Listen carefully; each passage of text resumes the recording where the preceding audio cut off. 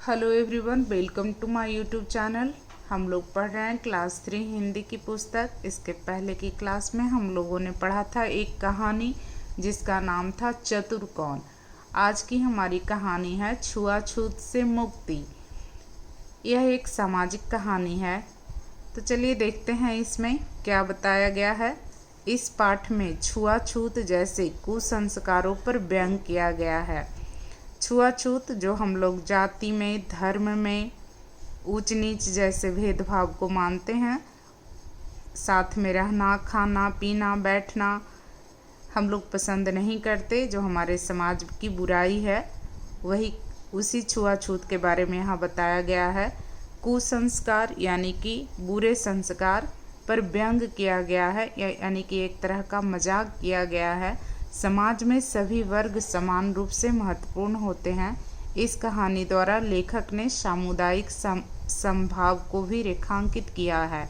समभाव यानी सभी क्या है, एक है, सभी सबके लिए एक भावना होनी चाहिए। इसी को इस कहानी में क्या किया गया, बताया गया। एक थे पंडित जी, एक थी पंडिताइन। पंडित जी पूरे कट्टरपंथी थे। कट्टरपंथी जो अपने मत में विश्वास रखता है उसे क्या कहते हैं, कट्टरपंथी। जो अपने मत को मानता है और अपने को सबसे ऊंचा मानते थे। लेकिन पंडिताइन समझदार थी। उनके मन में ऊंच नीच और छुआछूत का भेदभाव नहीं था।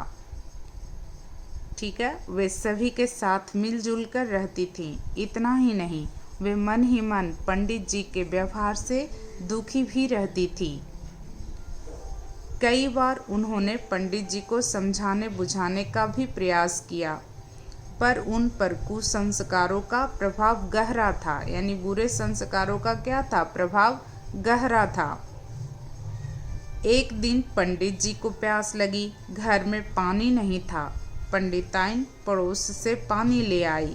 पानी पीकर पंडित जी ने पूछा, पानी कहाँ से लाई, बहुत ठंडा है। पड़ोस के कुम्हार से, यानी कुम्हार यानी जो घड़ा बनाता है, उसके यहाँ से पानी लाई थी पंडिताइन। तो उसने क्या बोला, पड़ोस के कुम्हार से।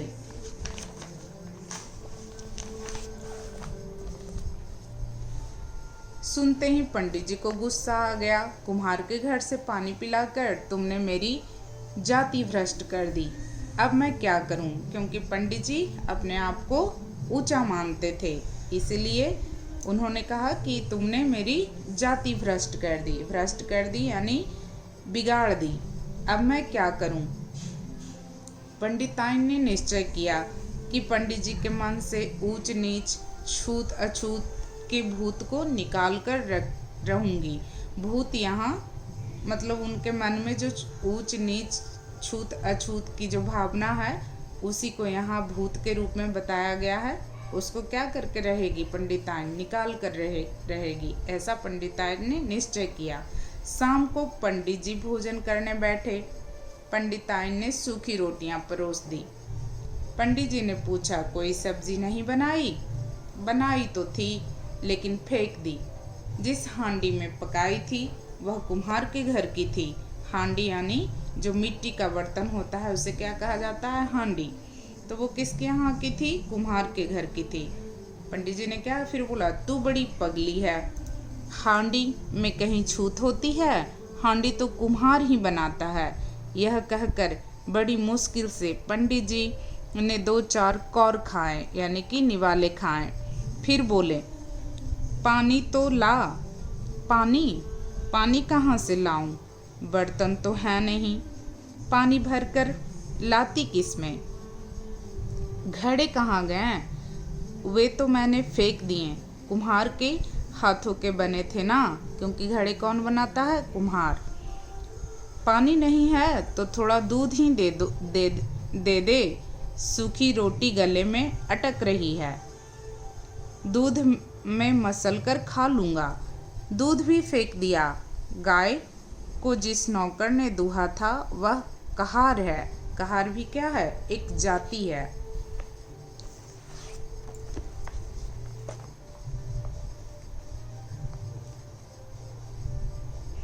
हद कर दी।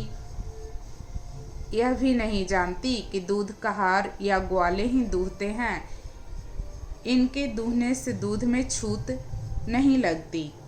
आप क्या कहते हैं? मेरी समझ में नहीं आता कि छूत पानी में लगती है, दूध में नहीं। आपकी यह छूत कैसी है? पंडित जी के मन में आया अपना सिर फोड़ लूं या पंडिताइन का, पर वे पंडिताइन की बुद्धि के कायल हो चुके थे। कायल हो जाना यानी कि कोई उत्तर उनके पास न रह गया था जो पंडिताइन को वो देते, यानी कि कन्विंस्ड हो गए थे।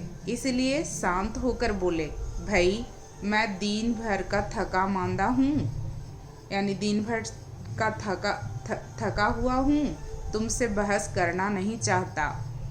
जा आंगन में खाट बिछा दे। अब उन्होंने क्या कहा कि खाट बिछा दो सोने के लिए। खाट उसे बढ़ई के लड़के ने बुना था। मैंने सोचा आप तो उस पर सोएंगे नहीं, इसलिए उसी को दे दी। चल दरी या चादर ही जमीन पर बिछा दे, बड़ी जोर की नींद आ रही है। दरी या चादर भी कहाँ रही कि बिछा दूं, उन्हें तो जला डाला, सब में आग लगा दी, घर में कुछ बचा भी है। पंडित जी ने जोर से चीखे। पंडित जी क्या किए? जोर से चीखे। हाँ घर में बचा है, लेकिन उसे भी छोड़ना है। हाँ घर बचा है। क्या बचा है? घर, यानी जिसमें वो लोग रह रहे हैं, लेकिन उसे भी तो छोड़ना है। आखिर यह भी तो राज मजदूरों का बनाया हुआ है। सोचती हूँ हम दोनों अभी किसी पेड़ के नीचे रात बिताएं। सुबह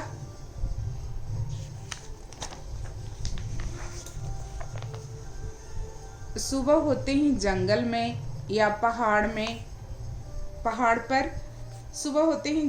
या पहाड़ पर चले जाएं, जहां भगवान की बनाई कोई कंदरा हो यानी गुफा हो और उसके पास ही नदी हो।